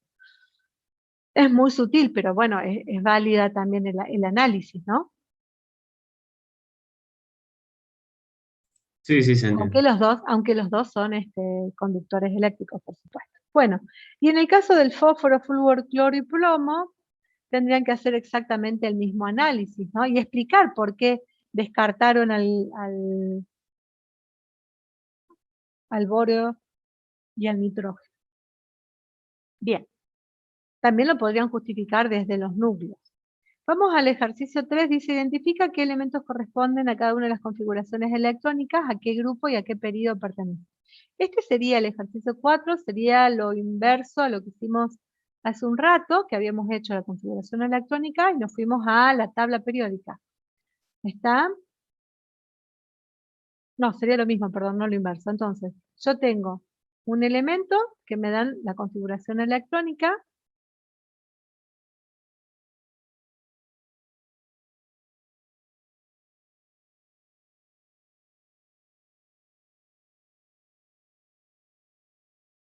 Bien, ¿a qué grupo y a qué periodo pertenece esto? No me pongan flecha, me ponen periodo 3 y así, grupo. No, esa cosa no. Escribo. Produzco un pequeño texto explicativo, una explicación sobre esto. ¿Qué pondríamos acá?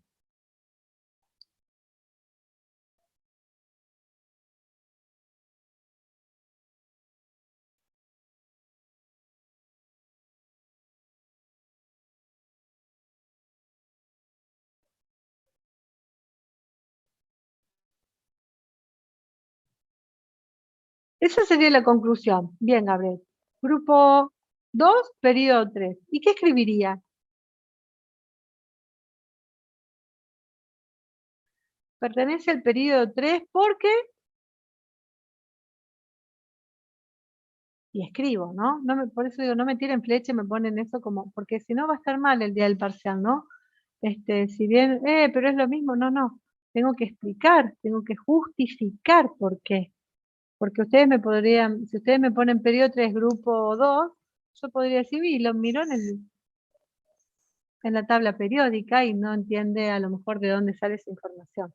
Entonces, pertenece al periodo 3 porque el nivel máximo de energía en el cual se encuentran los electrones es n igual a 3. Bien, perfecto. Y el otro tendría que decir, pertenece al grupo 2 porque la cantidad de electrones de la capa de valencia, que es la capa que va a reaccionar, que son las que van acomodándose ahí, la cantidad de electrones de la capa de valencia son 2, ¿sí? Bien, dar una explicación, ¿no? Algo que quede perfecto. El ejercicio 4, bueno, ahí tienen que completar a qué grupo, periodo pertenece, qué valor de Z, un poco retomando la información de la unidad número 1.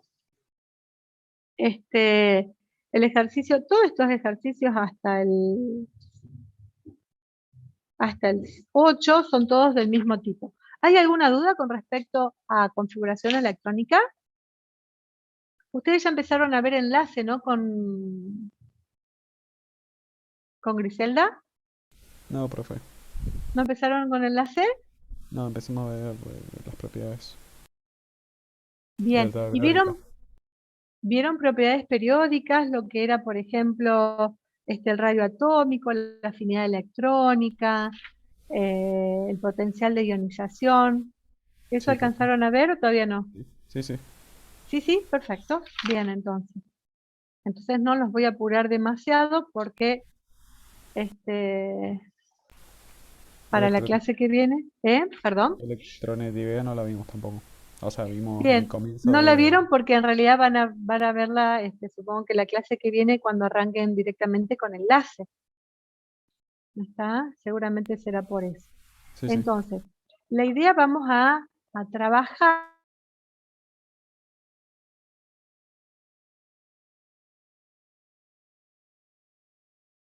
Fue hecho, así que podemos trabajar sobre lo que está escrito.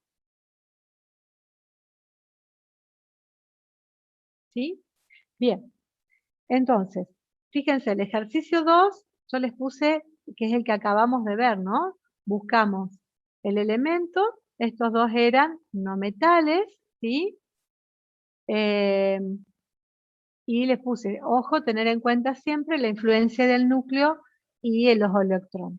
El apartado B es exactamente igual que lo que vimos recién.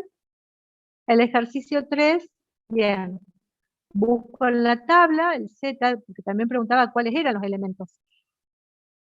¿Sí? Entonces tengo que buscar en la tabla cuando, ya sé a qué periodo y a qué grupo pertenece y verificarlo. Acá hay algo, que ahí se los voy a explicar, que es una forma de escribir la configuración electrónica cuando esas configuraciones electrónicas son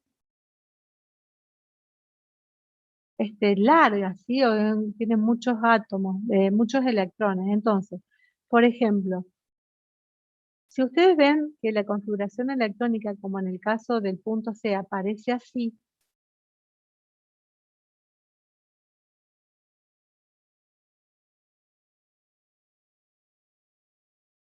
lo que está indicando, esto se llama configuración electrónica reducida o acotada, ¿está bien? En donde se escribe primero el número, el símbolo del gas noble anterior, que significa que hasta ahí está todo completo. ¿Cuál sería la configuración electrónica del gas noble argón? ¿O qué Z tiene el gas noble argón?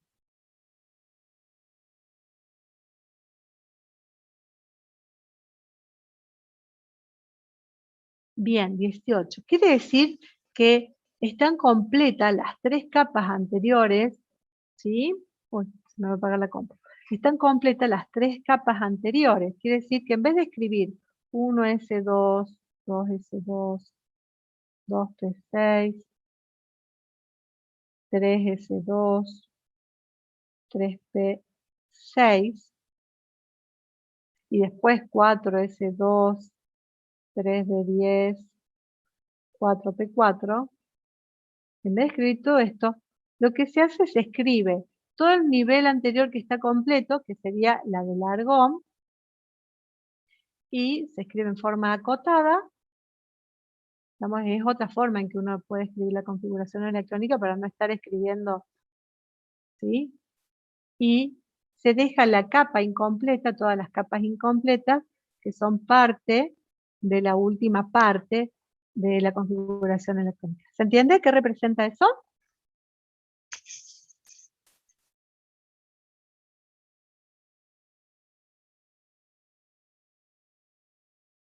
Sí, profe. ¿Sí? Bien, es otra forma de escribir la configuración electrónica. Denme un segundito que voy a enchufar la compu que...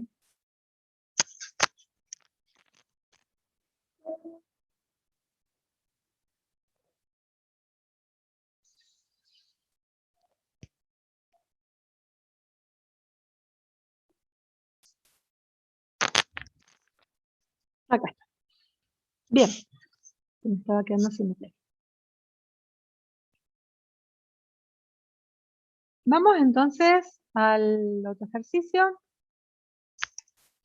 Entonces, ahí lo que tienen que hacer es exactamente lo mismo, nomás que la información que les brinda ahora, en vez de ser la configuración electrónica completa, empezando desde el 1S2, está acotada y es otra forma de representar las configuraciones electrónicas. En el ejercicio 4 les pide que ustedes completen la información de un cuadro, que van a ver que es bastante sencillo, no hay nada, hay partes que hay que sacarlas de la tabla periódica y partes que las van a ir calculando ustedes en función de lo que han analizado. Vamos a, tienen que se me perdió justo la hojita. Vamos a ver, por ejemplo, uno de los casos dice, por ejemplo, el número, me da como dato el número de neutrones, me da como dato la cantidad de electrones que hay en el nivel, en la cantidad de niveles que hay con electrones, o sea que es un n igual a 3, y me da a qué grupo pertenece, ¿no? Lo que está en los circulitos es información que me brinda el cuadro. Y yo lo que tengo que hacer es deducir, en función de esa información, el resto de los valores. Entonces, si tiene un número de neutrones igual a 16, ¿está? Lo que me está queriendo decir que y pertenece al número cuántico, al nivel n igual a 3 y tiene un grupo igual a 7, yo podría con esta información escribir la configuración electrónica, ¿sí? Si me dice que la cantidad de orbitales con electrones son 3, también me está diciendo que pertenece al grupo 3. ¿Hasta ahí se dan cuenta? Perdón, al periodo 3 y al grupo 6. Entonces, completo la configuración electrónica 1s2, 2s2, hasta llegar a un n igual a 3 y al grupo 6, que sería en este caso 1s2, 2s2, 2p6, 3s2, ahí tenemos 2 electrones, más 3p4, que serían los 6 electrones, porque pertenece al grupo 6. Una vez que obtuve esto, yo puedo saber que el Z de este elemento, el Z, o sea, el número de protones que hay en el grupo, son 16. Porque hay 16 electrones, es un átomo neutro, tiene que haber un Z igual a 16. Me pregunta la cantidad de electrones de la capa de valencia. La cantidad de electrones de la capa de valencia son los que están en el último nivel, que hacen que pertenezca al grupo 6, por lo tanto acá va otra vez a repetirse la información. Y lo único que me queda por calcular es la masa del átomo, ¿está bien? ¿Sí? Que es el número de protones más el número de electrones. Entonces, el número másico sería 32 en este caso.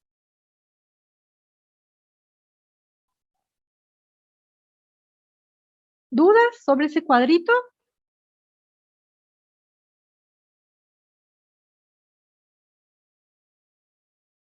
¿No?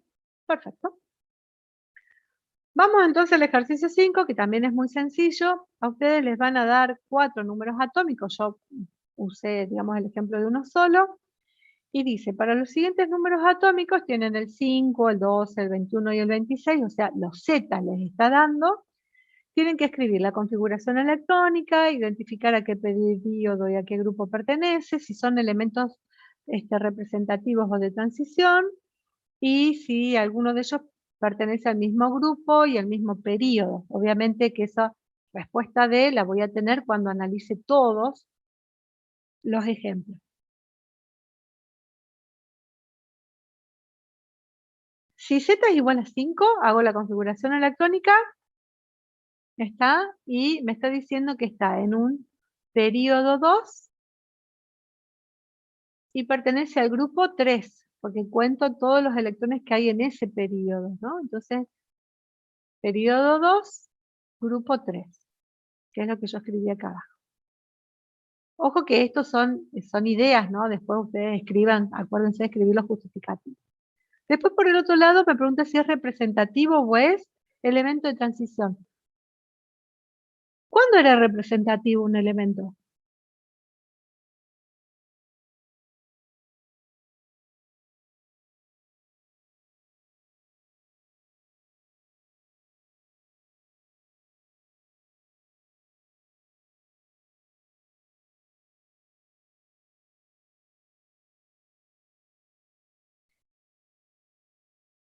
Tanto S como P también, ¿sí? Cualquiera de los dos.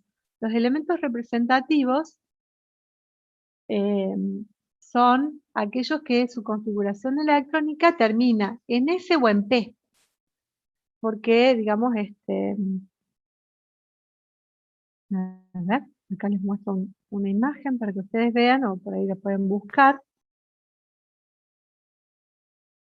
Siempre que la configuración termine en S o en P, estamos hablando de representativos. Y si la configuración termina en D, por ejemplo, se le llaman de transición,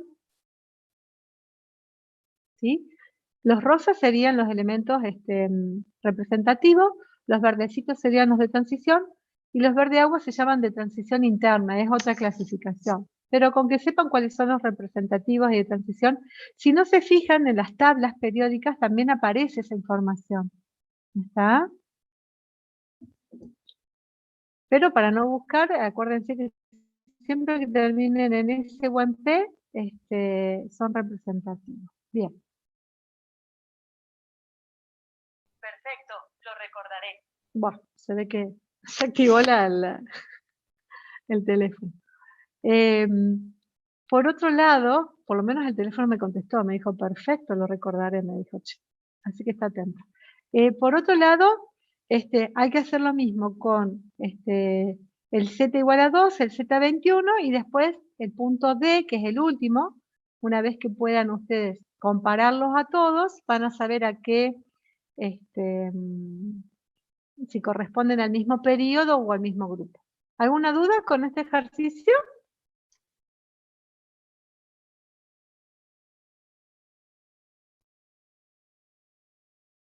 Bueno. Vamos ahora, que esto así suele pasar, que uno por ahí mete la pata un poco.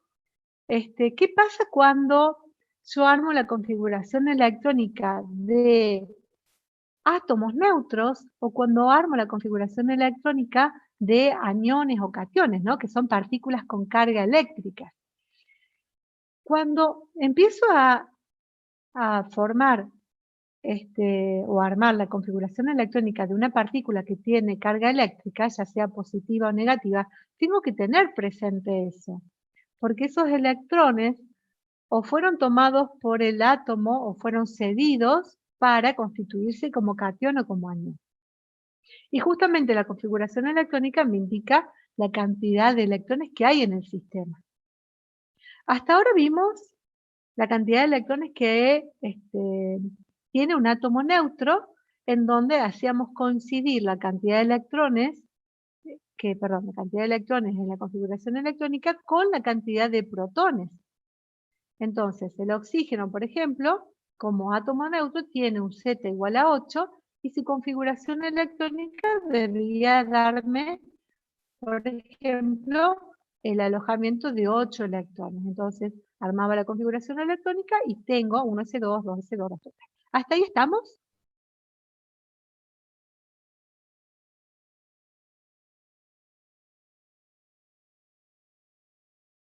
Bien. Sí, profe. ¿Qué pasa? Gracias. ¿Qué pasa cuando yo tengo que armar la configuración electrónica del anión, que es oxígeno menos 2?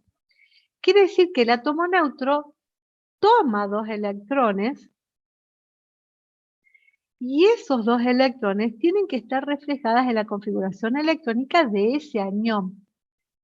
Este átomo neutro al tomar 2 electrones, lo que hace es llegar a un nivel de configuración electrónica estable, la de un gas noble, por eso existe como anión, que lo hace más estable, y la configuración electrónica debo sumar esos 2 electrones que sumó. Entonces, la del anión, en este caso del oxígeno, va a ser 1s2, 2s2, 2p6, porque a los 4 que tenía el átomo neutro le sumo los 2 electrones y se constituye como la configuración electrónica de un gas noble, que es lo que le da estabilidad. ¿Hasta ahí vamos bien?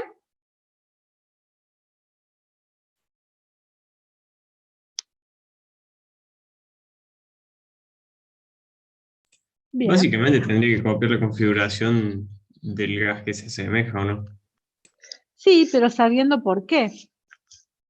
Claro, sí, ¿sí? La sí. idea es saber por qué le está sumando 2 y no 3, o por qué llega a eso, ¿no? Porque tenés que sumarlos digamos, la cantidad de carga eléctrica que hay. Bien, en el caso del cloro, fíjense que el anión cloruro, que toma un electrón del sistema, exactamente lo mismo. Tengo la configuración electrónica del átomo neutro, voy a sumar un electrón, entonces va a llegar nuevamente la configuración electrónica del gas noble, ¿sí? Y después, en el caso de los cationes, el análisis sería similar, la única diferencia es que en vez de sumar un electrón a la configuración electrónica, hay que restar un electrón, porque estos átomos tienen la capacidad de ceder, les conviene a ellos ceder esos electrones para constituirse como el gas noble, en este caso anterior, ¿sí? No el que sigue, sino el anterior.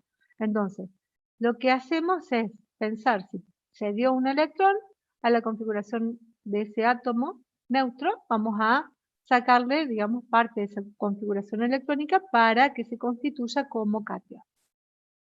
Y la otra pregunta que creo que, por lo que escribí ahí, les pregunta cuál de ellos es isoeléctrico, me parece. Bien, ¿qué significa que sea isoelectrónico o isoeléctrico? Iso es igual y electrónico viene de configuración electrónica, ¿no? Que tenga la misma configuración electrónica.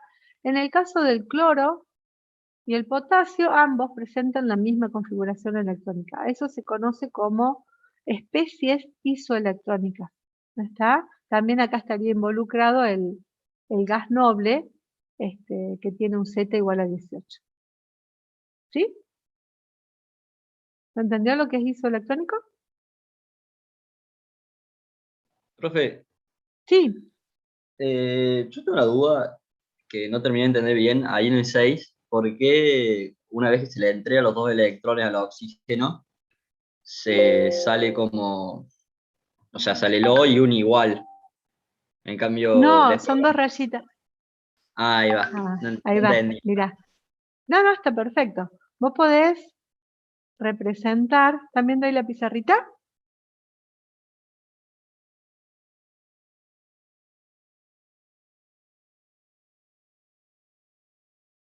Sí, sí. Ah, como no escuchaba. Me levanté justo porque se me apagaba la nota. Bien. Al sentir ruidito tuyo, bueno, a mí también hace ratito me suena. El oxígeno, las partículas con carga eléctrica negativa se pueden representar así o se podrían representar así. Dos significa que son dos cargas eléctricas negativas, ¿no? O podrías representarla así. ¿Ahí está? Por Claro, eso el de claro. abajo, que era, no me acuerdo, era el flúor, me parece, o el cloro, el cloro decía esto, ¿sí? Que sería lo mismo, sería -1 o 1 menos. Bien. Claro, claro, ahí entendí. No, fue Dale. entonces una distracción mía y no... No, está no bien. tenía- Lo que pasa es que, bueno, son todos símbolos nuevos. Tampoco uno puede estar. Para ustedes es nuevo el vocabulario, los símbolos, todo. Así que está perfecto que pregunten. Y para eso estamos. Bien, entonces, la idea es que entiendan el por qué se adquiere una configuración electrónica que a veces son iguales entre cation y anión o especies, que tiene que ver justamente porque adquieren la configuración de un gas noble, que es lo que le da estabilidad, ¿no? El hecho de que esté todo ese nivel completo hace que sean estables y por eso existe, y existe el el potasio más 1 y no el potasio más 2, ¿sí? Porque es inestable el potasio más 2, entonces tiende a ceder un único electrón. Bien, el ejercicio 7 dice, basándome solamente en la configuración electrónica, indique a qué grupo y a qué periodo pertenecen los siguientes átomos. Entonces, bueno, esto es más de lo que vimos recién, ¿no? Me da la configuración electrónica, analizo la capa de valencia, que es la última, completa, y me fijo a qué máximo nivel de energía llega, que me da una idea del periodo, y qué cantidad de electrones hay en esa capa de valencia, que me da una idea del grupo al cual pertenece. ¿Sí? Esto ya lo hicimos, pero bueno, ahí tienen 2 o 3 ejemplitos más. El ejercicio 8 van a ver que dice, es exactamente lo mismo, la única diferencia que les propone es la información de manera, propuesta de manera diferente, les da un Z7, les da un Z9, les da un Z12 y un Z18. Para lograr esto, ¿qué tenemos que hacer? La configuración electrónica, y una vez que tenemos la configuración electrónica, analizamos a qué periodo y a qué grupo pertenece, y ustedes lo que tienen que justificar es, dice, ¿pertenecen todos al mismo periodo? Bien, entonces una vez que haga la configuración electrónica, se van a dar cuenta si pertenecen sí o no al mismo periodo. Lo que hay que hacer es hacer la configuración electrónica y justificar desde la configuración electrónica. Porque hay gente que subestima el ejercicio, va a la tabla y dice, no, Z es tal elemento, tal otro, tal otro, tal otro, y este pertenece a tal grupo. Y no justifica el por qué, que es lo que estamos viendo acá. ¿Sí? Entonces, este ejercicio hay que hacer la configuración, es como que no tuviera la tabla, entonces no se pueden ir a fijar en la tabla. La idea es que lo analicen desde lo que han aprendido a trabajar. Y exactamente lo mismo es el ejercicio, me parece, ahí me fijo de vuelta por las dudas, es el ejercicio 9. ¿Está? El 9 lo vamos a ver por las dudas, no, esto ya tienen propiedades. Hasta acá, hasta el ejercicio 8 son todos de